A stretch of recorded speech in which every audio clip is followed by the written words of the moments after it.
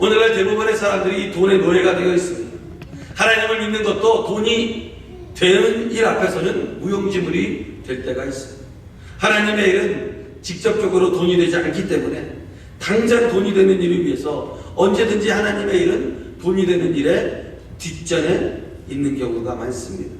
특히 이민생활에서는 더욱 그러한 경우들이 많이 있습니다.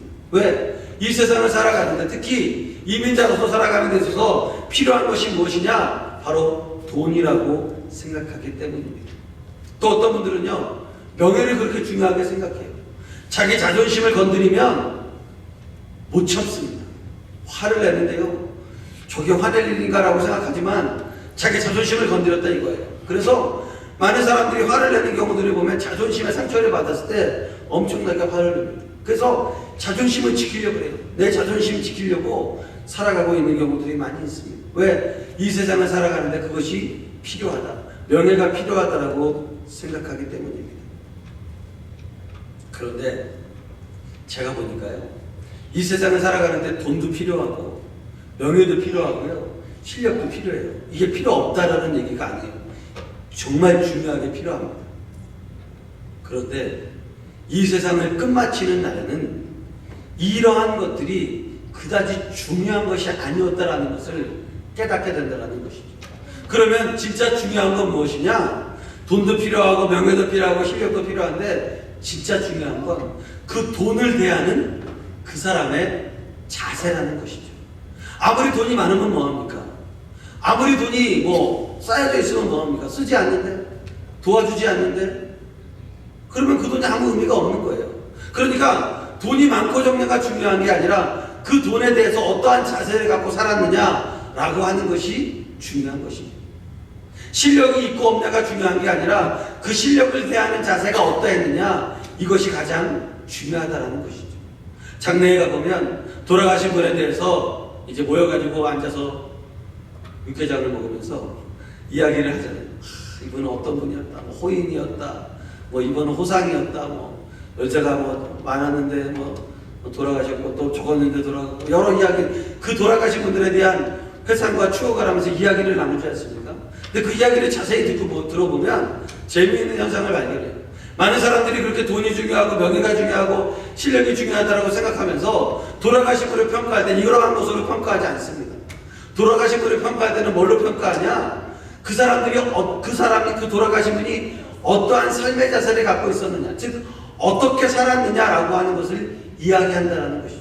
돈이 많고 적었느냐를 이야기하는 것이 아니라 그러한 경제적인 것에 대해서 어떠한 삶의 자세로 베풀며 살았더라, 돈이 없음에도 불구하고 많은 사람들을 도와주며 살았더라, 이러한 삶의 자세를 이야기한다는 것입니다. 그러면 우리 예수 믿는 사람들은 어떠한 삶의 자세를 가지고 살아야 되느냐? 우리가 사는 사람과 똑같이 실력이나 명예나 돈을 쫓는 자가 아니라 그러한 것들을 대하는 자세를 바로 하는 자가 되어야 하는데, 예수 믿는 자는 어떠한 자세로, 어떠한 신앙인의 자세로 살아가야 하느냐, 그것이 우리에게 필요한 것이다 라고 말씀할 수 있습니다. 오늘 본문 말씀을 보니까 그리스도인들, 예수 믿는 사람들의 자세에 대해서 이렇게 말씀하고 있습니다. 첫째는 하나님을 의지하라고 말씀하고 있습니다. 신앙인이라고 한다면 무엇보다도 하나님을 의지하여야 합니다. 우리는 예수님을 믿는다라고 하는 것은 주님을 의지하고 산다, 이러한 것과 같은 말입니다. 오늘 본문의 37편 3절에 보니까 야훼를 의뢰하고 라고 말하고 있습니다. 이것은 뭐냐면 주님께 모든 것을 의지하라는 뜻입니다. 아니 목사님, 이 세상이 얼마나 힘들고 어려운데 하나님께 모든 것을 의지하고 삽니까? 돈에도 의지해야 되고요, 명예도 의지해야 되고요, 실력도 의지해야 되고요, 의지할 게 한두 가지가 아닙니다 라고 이야기를 합니다. 그런데 제가 보니까 왜 하나님을 의지해야 하느냐? 하나님은 변함이 없는 분이기 때문에 의지해야 하는 것입니다. 이 세상의 것은요, 계속해서 변해요. 가치관이라고 하는 것이요, 변하더라고요. 제가 예를 들어볼게요. 예전에 제가 어렸을 때만 해도요, 북한을 북한이라고 부르지 않았어요. 뭐라고 불렀냐면 북한 공산 괴뢰 집단. 그래가지고 북한을 이야기할 때 북한이라고만 이야기하지 않고 북한 공산 괴뢰 집단이라고 다 이게 한 단어였어요. 그래서 북한 공산 괴뢰 집단이 한 단어였어요. 근데 지금은 어떻습니까? 그리고 예전에는 북한 그러면 나는 공산당이 싫어요 이야기하듯이 무조건 싫은 거예요. 무조건 그들이 뭘 하든지 싫어요. 그래서 막 우리의 주적이고 우리가 싸워야 될 상대이고 막 어떻게 해서든지 이겨야 되는 상대, 우리를 넘어뜨리려는 상대이기 때문에 어떻게 해서든지 이겨야 되는 그런 상대로 북한을 생각했단 말이죠. 근데 지금 중고등학교 아이들에게 북한을 어떻게 생각하니 물어보면요, 친구, 동지, 뭐 아니면은 같은 민족, 우리 민족, 북한은 뭐래도 도와줘야 되고 뭐래도 다 괜찮아요. 오히려 미국이 주적이고 북한이 우리의 주적이 아닌 친구인 그러한 말을 한단 말이죠. 불과 10년, 20년, 20, 30년 사이에 뭐가 변했어요? 북한에 대한 가치관이 싹 변했어요. 내가 믿었던 가치관이 싹 변화되고 있다는 거죠. 예전에는 여자를 보면서 죄송합니다 이런 표현 써서 섹시하다라고 하면 따귀를 맞았어요. 이 사람이 어디서 막 이상한 말을 한다고 따귀를 맞았단 말이었어요. 그리고 성추행으로 고발당하고 막 그랬어요. 요새 시대가 바뀌어가지고 요새는 뭐 그 젊은 그 분들에게 섹시합니다 그러면 되게 좋아해요. 이상한 나라가 됐어. 이상한 세상이 돼버렸어. 예전에는 그 말하면 따귀 맞았는데 요새는 그 말을 좋아합니다. 칭찬해줘서 고맙대요. 그 말이 칭찬으로 바뀌었어. 예전에는 따귀 맞는 거예요. 가치관이라고 하는 게, 말이라고 하는 게 시대에 따라서 변화됩니다. 근데 우리가 그 변화되는 것에 우리를 의지했다가는 우리의 삶이 어떻게 되겠어요? 한때는 흥할지도 모르지만 어느 순간 바닥으로 떨어집니다. 왜? 가치관이 변화됩니다. 그러나 우리가 하나님을 의지해야 되는 이유는 하나님은 변함이 없는 분이시라는 것입니다. 믿으십니까? 하나님은 1.1획도 변함이 없다라고 말하고 있습니다. 어떤 게 변함이 없습니까? 여러분과 저를 향한 사랑이 변함이 없습니다. 2000년 전에 십자가에 달려 돌아가시면서 우리를 위하여 피 흘리시고 다시 부활하신 그 사랑이 오늘 이 시간 지금 이 순간에도 변함이 없는 것을 믿으시기 바랍니다. 사람들은요 하나님의 사랑이 변한다고 생각해요. 그런데 자세히 곰곰이 객관적으로 생각을 해보면 누가 변하는 거예요? 내가 변하는 거예요. 하나님은 변하지 않아요. 하나님은 변함이 없는 분이십니다. 내가 변하죠. 감정의 기복에 따라서 하나님이 뭔가 좀 잘해주시면 하나님이 살아계신 것 같고, 하나님이 뭔가 좀 어렵게 해주시면 하나님이 나를 미워하시는 것 같고, 그렇지 않습니다. 하나님의 사랑 자체는 절대로 변함이 없어요. 그래서 우리가 하나님을 의지하는 것입니다. 변화되는 것을 의지하는 것이 아니라 변함없는 우리를 끝까지 사랑하시는 그 하나님을 의지하는 것입니다. 그래서 우리의 삶의 자세는 어떠한 환경 속에서도, 어떠한 어려움이나 어떠한 좋음이나 어떠한 기쁨이나 어떠한 슬픔이나 어떠한 상황 속에서도 하나님을 의지하는 그러한 삶의 자세를 가져야 하는 것입니다. 바라기는 여러분의 모든 삶의 자세가 하나님을 의지하는 삶의 자세가 되시기를 주님의 이름으로 축원을 드립니다. 두 번째는 선을 행하라고 말하고 있습니다. 오늘 본문에 보니까 야훼를 의뢰하고 선을 행하라 이렇게 말합니다. 여러분, 우리가 언제나 선한 일을 행하겠다라는 삶의 자세를 가져야 돼요. 착한 일을 해야겠다, 선한 것을 해야겠다라는 삶의 자세를 가져야 합니다. 왜냐하면 이 세상이 너무나 악하거든요. 그래서 우리도 모르는 가운데 악한 것에 치우쳐버려요. 우리가 열심을 내서, 우리가 최선을 다해서 선하게 살겠다라고 고백하지 않으면, 우리가 그러한 고백을 하지 않으면, 아니 그러한 고백을 최선을 다해서 할지라도 어느 순간 세상의 기류에 빠져가지고 악한 곳으로 갈 때가 많단 말이죠. 근데 우리가 그러한 결단을 하지 않으면, 그러한 고백을 하지 않으면 우리는 어느 순간 이상한 쪽으로 갈 때가 많이 있습니다. 왜냐? 이 세상이 그러한 세상이거든요. 악한 세상이거든요. 여러분 보세요. 지금 동성애와 이슬람 문제가 심각하지 않습니까? 그런데 예전만 해도요, 동성애는 솔직히 입에 담기 어려운 말이었어요. 누가 그런 말을 해? 막 이럴 정도였단 말이죠. 근데 지금은 너무나 흔한 말이 되어버렸습니다. 대학생들에게 조사를 했는데 대학생들의 60% 이상이 자기가 동성애자가 아니에요. 자기는 동성애자가 아님에도 불구하고 동성애를 지지한다라고 이야기를 합니다. 자기는 동성애가 아니라 자기는 동성애를 안 할 거지만 동성애자를 지지한다라는 거죠. 왜 그렇습니까? 언론이 그만큼 이야기를 하고 많은 사람들이 거기에 대해서 어쩔 수 없는 것이다라는 그러한 이야기들이 많이 나누고 그러한 것을 막 하니까 자기도 모르게 거기에 휩쓸리는 거예요. 자기는 안 할 거다. 그러나 거기에 동조한다라고 휩쓸리는 거예요. 왜? 세상이 악하기 때문에 자기가 선한 길로 가고자 노력해도 그것을 결단하지 않으면 어느 순간 그러한 기류에 휩쓸리게 되는 것입니다. 그래서 그것이 나쁜 짓인지도 죄인지도 모르게 만드는 경우가 많이 있는 것입니다. 그래서 우리가 무엇을 해야 돼요? 결단해야 돼요. 나는 선하게 살겠다. 선한 쪽으로 가겠다. 결단해야 되는 것입니다. 어떤 분은 그러더라고요. 목사님은 교회만 있어서 그래요. 그리고 목사님은 맨날 만나는 분들이 다 교회 와서 착한 분들만 만나잖아요. 세상은 그렇지가 않습니다. 세상에 나가면요 정말 악한 사람이 많습니다. 진짜 눈 감고 고백하는 세상이 되어버렸기 때문에 정말 힘든 그러한 게 많기 때문에 조금은 악하게도 살아야 되고요. 조금은 거짓말도 해야 되고요. 조금은 사기도 쳐야 되고요. 조금은 타협도 해야 되고요. 이야기를 합니다. 그분들의 이야기 들어보면 그래 맞아 그럴 수도 있겠다 생각이 들어요. 그런데 중요한 건 그렇게 하겠다라고 하면 자기도 모르게 조금이 아니에요. 엄청나게 커져버려요. 그래서 내가 선을 행하겠다라고 고백을 열심히 해야 돼. 그래야지만이 악한 길로 빠지지 않고 더 이상 악한 곳으로 가지 않게 되는 것입니다. 주님은 우리에게 뭐라고 말하냐? 악으로 악을 이기지 말고 선으로 악을 이기라고 말하고 있는 것입니다. 로마서 12장 20절로 21절에 보면 이렇게 말해요. 내 원수가 줄이거든 먹이고 목마르거든 마시게 하라. 그리함으로 내가 숯불을 그 머리에 쌓아 놓으리라. 악에게 지지 말고 선으로 악을 이기라. 주님은 말씀하고 있어요.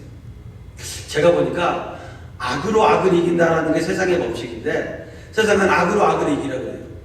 야, 저 사람이 악하게 돼? 그러면 너도 맞대응을 해. 한 대 때려? 두 대 때려? 이렇게 악으로 악을 이기라고 말하고 있어요. 근데 제가 보니까 악으로 악을 이기면 무슨 일이 발생하냐? 절대로 끝나지가 않습니다. 이 사람이 악으로 악을 이겼어요. 그러면 요 진 악이 다시 꿈틀꿈틀거려가지고 나중에 뭐래요? 복수를 합니다. 그리고 또 여기서 복수를 해요. 그래서 예전에 제가 얘기 들었잖아요. 사극 같은 거 보면 맨날 누가 나와요? 그 왕족 뒤 다 멸절을 당하는데 꼭 한 명이 살아나. 그 꼬마 아이가 하나 살아나가지고 그것도 4시가 데려가든지 무슨 한간이 데려가가지고 왕족이 아닌 것처럼 키워가지고 나중에 출생의 비밀을 다 가르쳐줍니다. 너는 멧돼손이었고 너의 아버지의 원수는 누구였고 그래서 얘가 건물 막 쓰고 무술을 배워가지고 어느 날 갑자기 나타나가지고 또 상대편 집안을 완전히 다 멸절을 시켜요. 제가 보니까 악한 곳으로 가면요 또 악이 나타나가지고 결국 무슨 일이 벌어져요? 악으로 악을 이기고 악으로 악을 이기고 절대 끝나지 않아요. 그냥 복수예요. 그런데 주님은 악으로 악을 이기라고 말하고 있지 않고 선으로 악을 이기라고 말하고 있어요. 왜? 선으로 악을 이기면 거기서 끝이 납니다. 안 끝날 것 같은 게 거기서 끝이 나요. 그래서 하나님의 역사가 임하는 것입니다. 구약성경 창세기 26장에 보면요 뭐가 나오냐면 이삭이 우물을 파는 장면이 나와요. 이삭이 우물을 파니까 블레셋 사람이 찾아옵니다. 야, 이 땅 우리 땅이야. 네가 잘못 팠어. 나가. 그래가지고 그 우물을 판 걸 놓고 나가요. 다른 곳에 가서 또 우물을 팠습니다. 또 우물이 나왔어요. 그런데 또 찾아왔어요. 이거 우리 거야. 아니 저거 줬는데 또 찾아와서 자기네 거라는 거야. 이삭이 또 주고 또 안 합니다. 또 팠어요. 또 나왔어요. 그게 또 왔습니다. 또 줬어요. 바보지 이게 바보지. 자기 거 다 퍼줬잖아요. 그런데 4번째 딱 팠는데 또 물이 나왔어요. 물이 나오니까 그때서야 블레셋 사람이 와서 이렇게 이야기합니다. 창세기 26장 28절로 29절에 보니까 그에게 이르되 야훼께서 너와 함께 계심을 우리가 분명히 보았습니다. 뭐라고요? 하나님이 너와 함께하는 거 우리가 보았다. 누가 봤다고요? 블레셋 사람이 고백하는 거예요. 예수 안 믿는 사람이, 하나님을 안 믿는 사람이 너를 보니까 하나님이 살아계심을 알게 됐다라는 거죠. 이삭이 블레셋 사람을 전도했다라는 내용이 한 군데도 나오지 않아요. 그럼에도 불구하고 선으로 행하니까 그들이 하나님께로 나왔다는 것입니다. 우리 사이고 누리와 너 사이에 맹세하여 너와 계약을 맺으리라 말하였노라. 너는 우리를 해하지 말라. 이는 우리가 너를 범하지 아니하고 선한 일만 내게 행하여 내가 평안히 가게 하였습니다. 이제 너는 야훼께 복을 받은 자니라. 누가 이야기하고 있어요? 바로 블레셋 사람.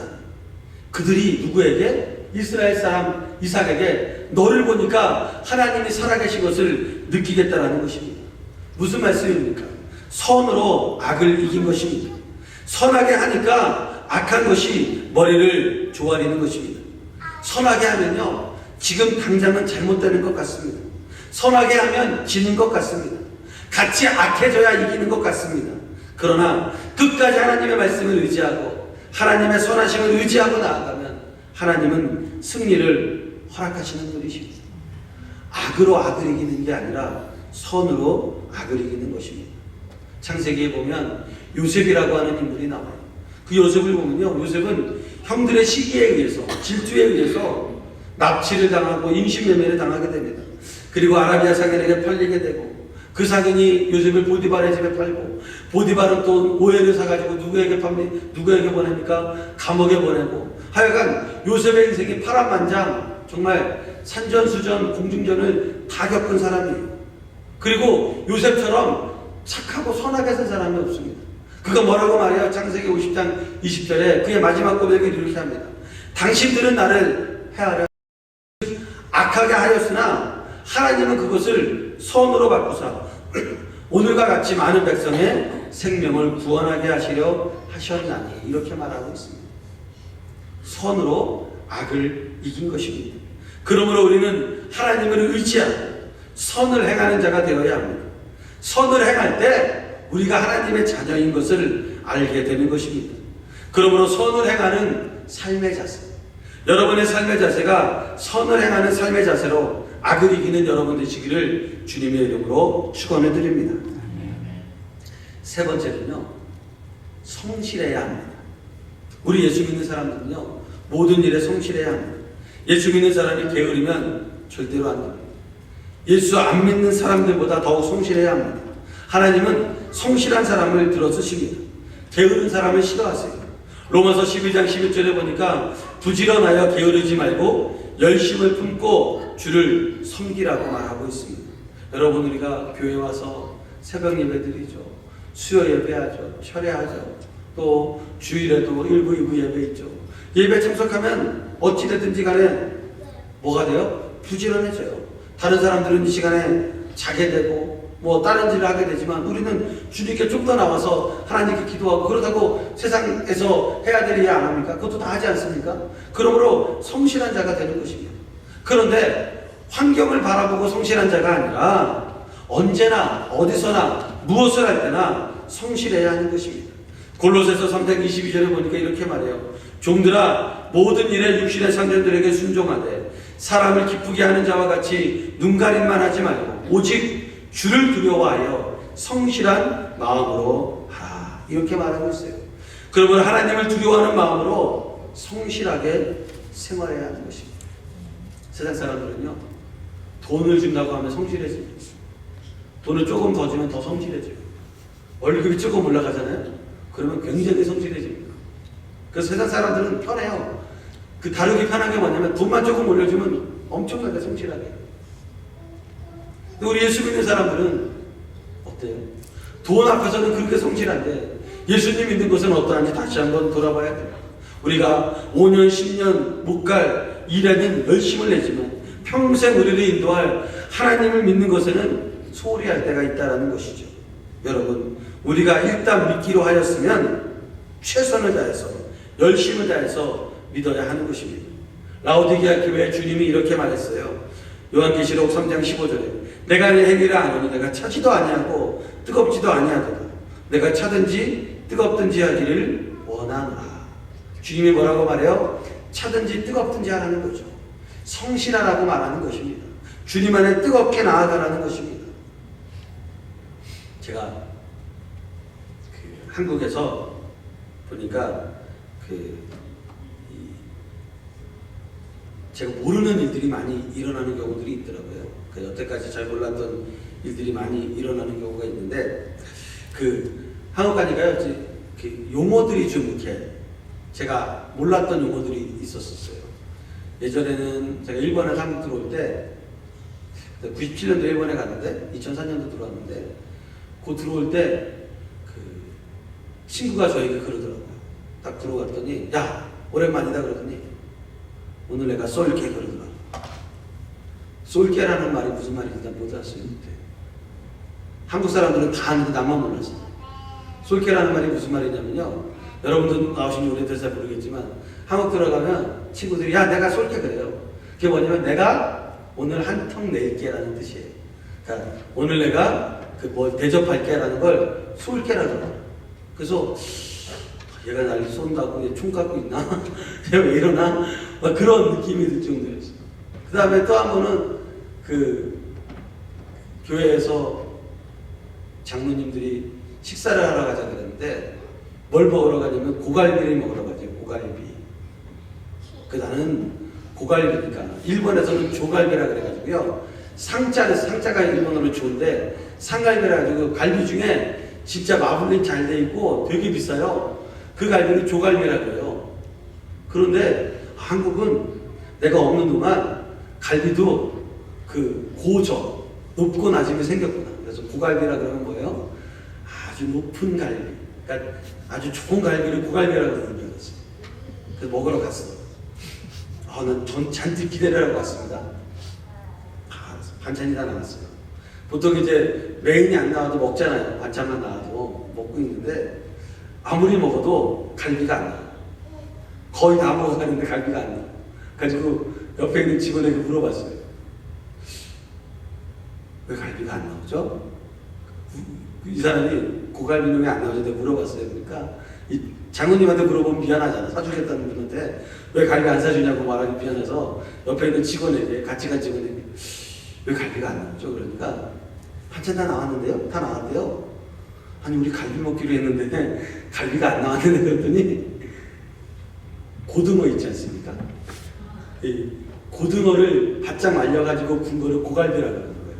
고등어 갈비를 줄여가지고 고갈비라고 그러는데 저는 높은 갈비 해가지고 갈비가 안 나와가지고 난 고등어가 나오긴 나왔죠. 근데 이거 반찬인 줄 알았지 이게 메인인 줄 절대 몰랐죠.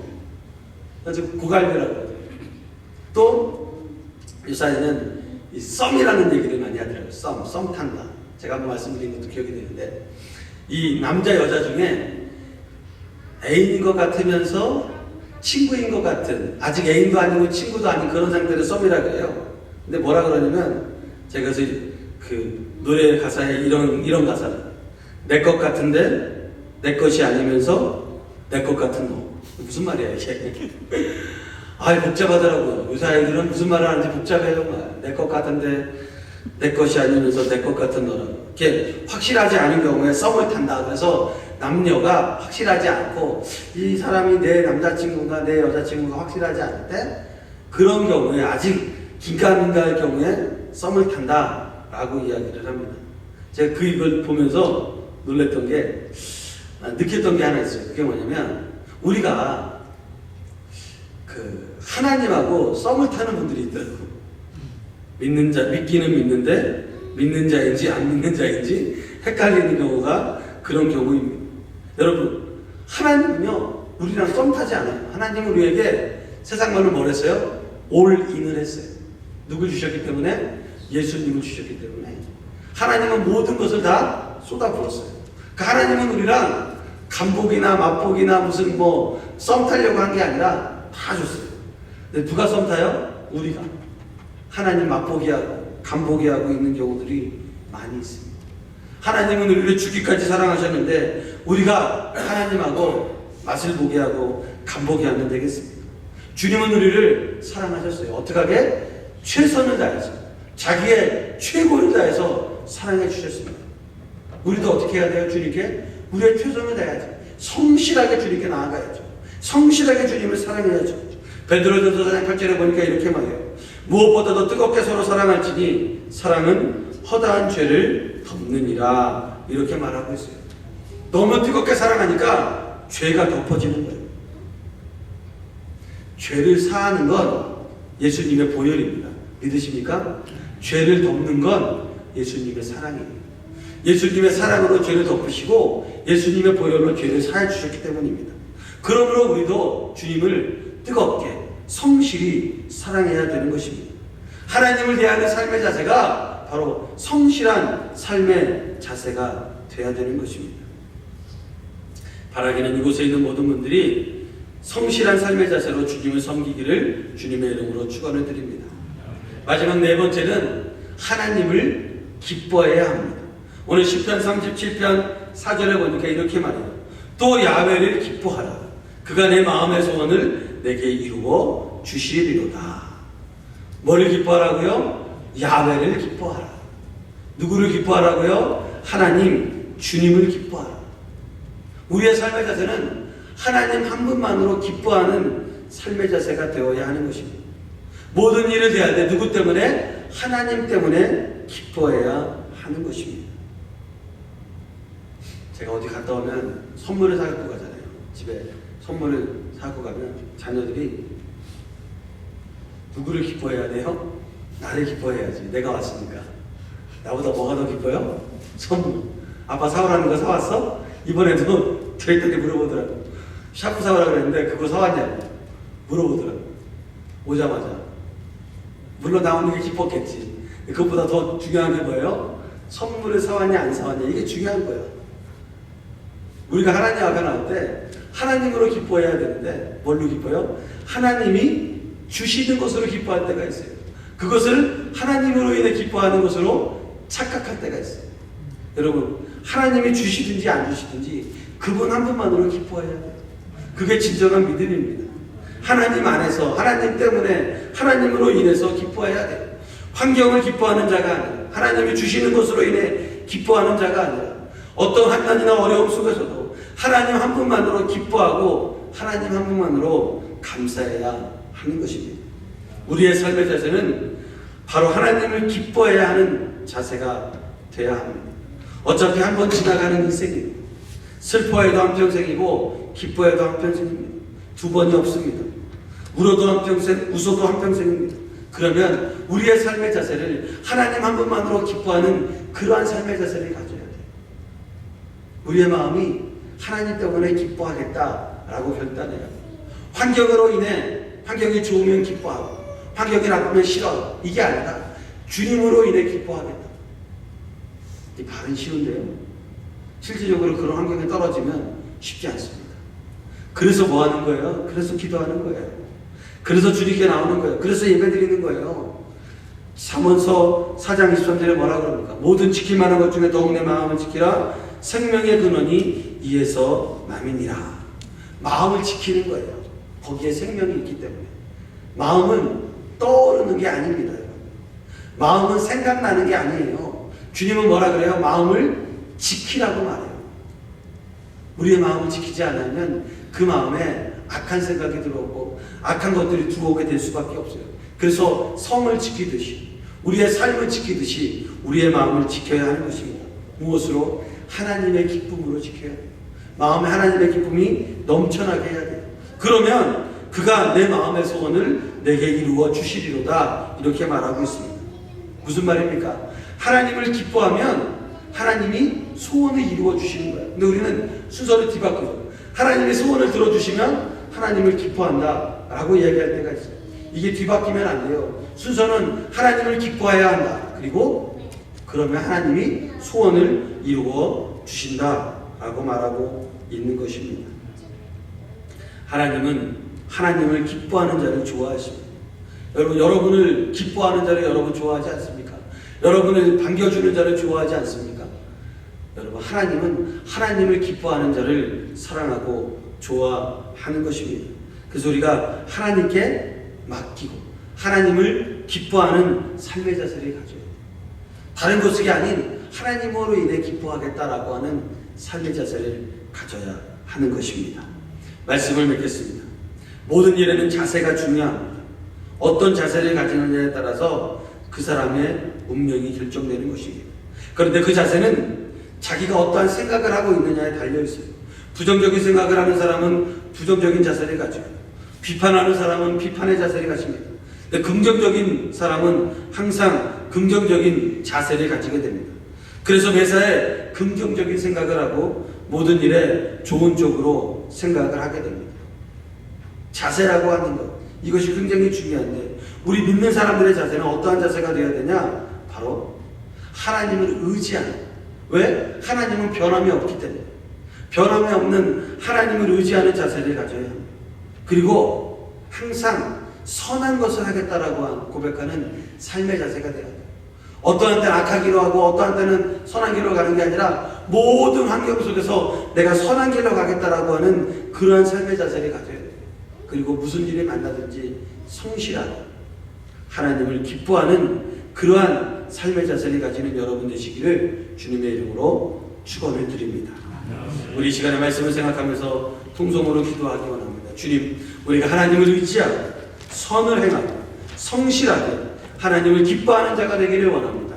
이 시간에 주님을 세번 부르고 통성으로 기도하겠습니다. 주여, 주여, 주여.